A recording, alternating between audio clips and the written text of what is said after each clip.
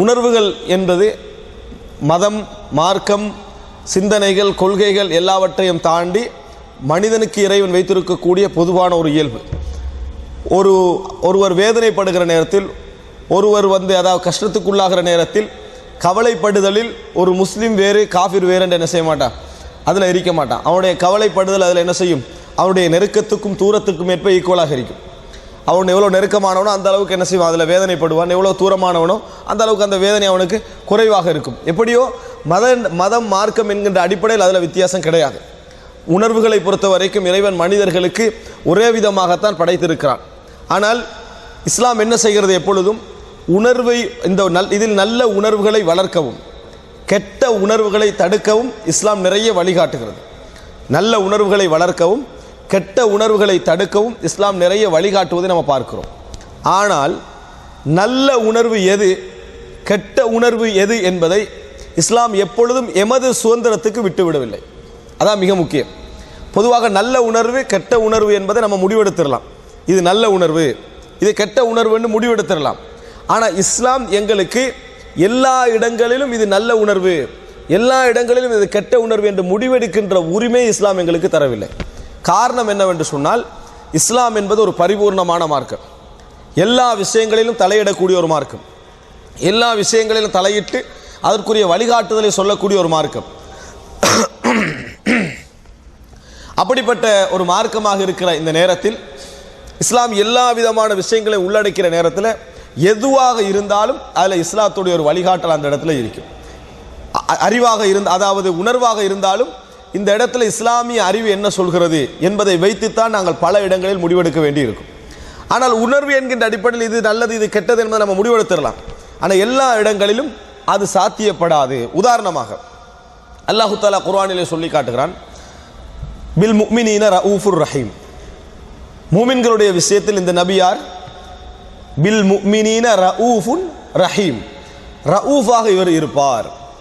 ரഊஃப் என்று சொல்றது அல்லாஹ்வுக்கு நம்ம சிஃபத்தாகவும் குர்ஆன்ல என்ன செய்வோம், ரഊஃப். இறைவனுக்கு அப்துர் ரഊஃப் என்றா என்ன, அதாவது ரഊஃப் மிகவும் இரக்கம் காட்டக்கூடியவனுடைய அடிமை என்பது அர்த்தம்.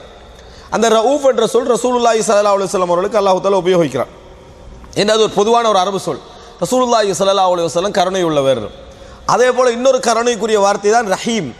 பில் முஃமினீன ரഊஃபுன் ரஹீம். ரசூல் ஸல்லல்லாஹு அலைஹி வஸல்லம் முஃமின்களோடு ரഊஃபாகவும் ரஹீமாகவும் இருப்பார்னு அல்லாஹ் தஆலா சொல்றான். அப்போ ரசூல் ஸல்லல்லாஹு அலைஹி வஸல்லம் அவருக்குரிய ஒரு நல்ல சிஃபத்தாக அல்லாஹ் தஆலா சொல்றான். அதே போல தான் ரஃபத், ரஹ்மத் என்பது அல்லாஹ் தஆலாவுடைய ஒரு நல்ல பண்பு. அல்லாஹ் தஆலா இந்த மனித சமுதாயத்துக்கு வைத்த நல்ல பண்புகளில் ஒன்று. ரசூல் ஸல்லல்லாஹு அலைஹி வஸல்லம் சொல்கிறார்கள், அழுகிற நேரத்தில், இப்ராஹிமுடைய மரண நேரத்தில் ரசூல் அங்கே அழுதாங்க. அந்த நேரத்தில் சொன்னாங்க, ஹாதிஹி ரஹ்மத்துன் ஜஅலஹல்லாஹு ஃபீ குலூபி இபாதிஹி இன்னமா யர்ஹமுல்லாஹு மின் இபாதிஹிர் ரஹமா. அல்லாஹ் தஆலா இந்த இப்போ நம்ம அழுகிறோமே, இந்த அழுகை உள்ளத்திலே வைத்த ஒரு கருணை, இறைவன் வைத்த ஒரு கருணை. தனது அடியார்களில் அல்லாஹ் தஆலா யார் இரக்கம் காட்டிக் கொள்கிறார்களோ அவர்களுக்கு தான் அல்லாஹ் தஆலா இரக்கம் காட்டுவான். எனவே இர்ஹமு மன் ஃபில் அர்த் யர்ஹமுக்கும் மன் ஃபிஸ் ஸமா. உலகத்திலே உள்ளவர்களுக்கு நீங்கள் கருணை காட்டுங்கள், அல்லாஹ் தஆலா உங்களுக்கு கருணை, வானத்திலே உள்ளவன் உங்களுக்கு கருணை காட்டுவான். நல்ல பண்பு. ஆனால் இது அல்லாஹ் தஆலா இன்னொரு இடத்துல என்ன சொல்றான்டா, இதே முஃமின்கள் விஷயத்தில் அல்லாஹ் என்ன சொல்றான்னா, வலா தஅஹுதுக்கும் பிஹிமா ரஅஃபத்துன் ஃபீ தீனில்லாஹ். ஒரு இடத்துல உங்களுக்கு ரஅஃபத் வரவே கூடாதுன்றான். இதையே சொன்ன அல்லாஹ் தஆலா பில் முஃமினீன ரഊஃபுர் ரஹீம் என்ற வார்த்தையை சொன்னால, ரഊஃபுன் என்ற சொல்ல அடிப்படை வினை அடியாக ரஅஃபத் என்று வரும். வலா தஅஹுதுக்கும் பிஹிமா ரஅஃபத்தும் ஃபீ தீனில்லாஹ்.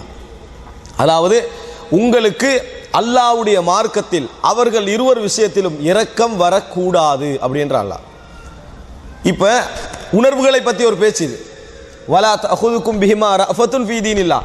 அல்லாஹ்வுடைய மார்க்கத்தில் உங்களுக்கு அவர்கள் இருவர் விஷயத்திலும் இரக்கம் வரக்கூடாது அப்படின்ற அல்லாஹ். அப்படின்னா என்ன, இரக்கம் வரும் ஆனால் வரக்கூடாது. அந்த இடத்துல உணர்வை நீங்கள் என்ன செஞ்சிடணும், அந்த இரக்க உணர்வு ஒரு சைடில் வச்சிடணும். உணர்வு வரும், இரக்கம் வந்தாலே இஸ்லாமை நினச்சிடக்கூடாது. அங்கே தான் பிரச்சனை இருக்குது. இரக்கம் வந்துட்டாலேயே இரக்கம் வருகின்ற இடமெல்லாம் இஸ்லாம் தான் அப்படின்னு நினைக்கக்கூடாது. சில இடங்களில் இஸ்லாம் தலையிட்டு இந்த இடத்துல உனக்கு இரக்கம் வரக்கூடாதுன்னு சொல்லும். அப்படி வருவது அந்த இடத்துல இஸ்லாத்துக்கு முரணானது. ஆனால் இரக்க உணர்வு வரும், வராட்டி அல்லாஹ் தஆலா வரக்கூடாதுன்னு சொல்ல மாட்டான். உங்களில் யாரும் மரணிக்க கூடாதுன்னு குர்ஆன் வசனம் இல்லையே, எல்லாரும் மரணிக்க தான் போகிறாங்க.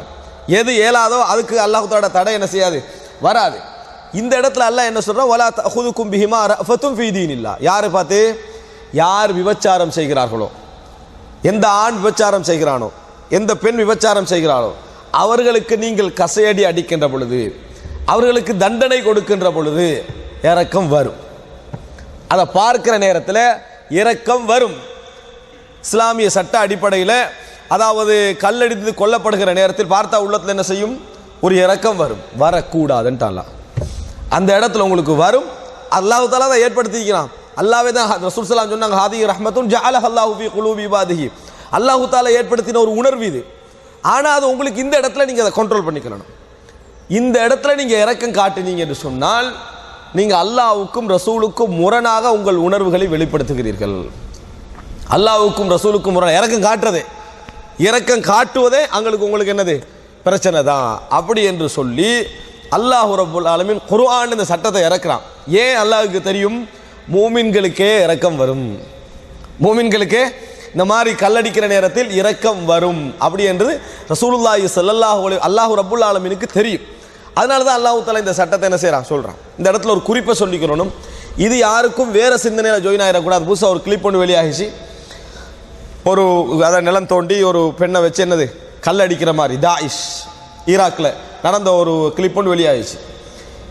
அப்போ அது அந்த நடவடிக்கை வீடியோ எடுத்து வெளியிட்ட இந்த நடவடிக்கை சரிதானு யாரும் விளங்கிடக்கூடாது. இதை வச்சு ஏன் விளங்கிவிடக்கூடாதுன்னு சொன்னால், இஸ்லாம் 13 வருடம் மக்கால் இருந்து என்ன செய்யலை?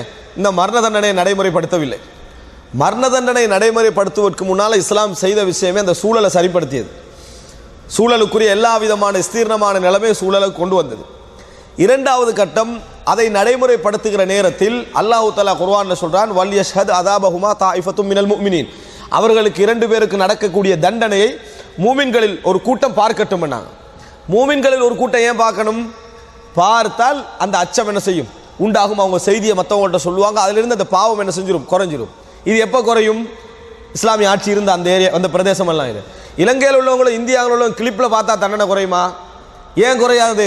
அங்கே இஸ்லாமிய ஆட்சி இல்லை, அங்கே தான் நடக்குதுன்னு இங்கே தவறு வளருமே ஒளி. இன்னும் சொல்ல போனால் சில பொழுதுகளில் இஸ்லாத்தை விளங்காத மக்களுக்கு தவறான சிந்தனை போய் பதியுமே தவிர, கொடூரம் என்ற சிந்தனை போய் பதியுமே தவிர, முஸ்லீம்கள்லேயே உணர்வுகளை எப்படி கட்டுப்படுத்தி இஸ்லாத்தை புரிந்து கொள்ள வேண்டும் என்பது விளங்காத நிறைய பேர் இருக்கிற நேரத்தில் இது முஸ்லீம் அல்லாத சகோதரத்தின் எதிர்பார்க்கலாமா?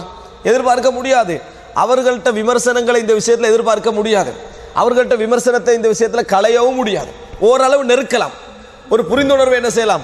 ஏற்படுத்தலாமே தவிர இந்த விஷயத்தில் அது இருந்து கொண்டே இருக்கும். எனவே அன்புள்ள சகோதரர்களை, இங்கே என்ன புரிஞ்சுக்கணும்னா, வீடியோ எடுத்து கிளிப் எடுத்து உலகுக்கு போட்டதுனால பாவம் குறைய போகிறதில்லை. ஏன்? அங்கே இஸ்லாமிய ஆட்சி இல்லை. எங்கே பாவம் குறையும், எங்கே நடைமுறைப்படுத்தப்படுதோ அந்த சூழலில் உள்ளவன்னா கொஞ்சம் பயப்படலாம். ஏன்னா நடைமுறைப்படுத்துகிற சூழல் அவன் இருக்கிறான். வெளியில் உள்ளவன் பார்த்துட்டு அதை விமர்சனமும் கமெண்ட்டும் தான் எழுதுவானே ஒழிய வேற எந்த பிரயோசனம் என்ன செய்யாது, அது தராது. அதனால் அதை இதே சம்பந்தப்படுத்திடக்கூடாது. இப்போ வலா தஅஹுதுகும் பிஹிமா ரஃபத்துன் ஃபீ தீனில்லாஹ். அல்லாஹ்வுடைய மார்க்கத்தில் உங்களுக்கு இரக்கம் வரக்கூடாது.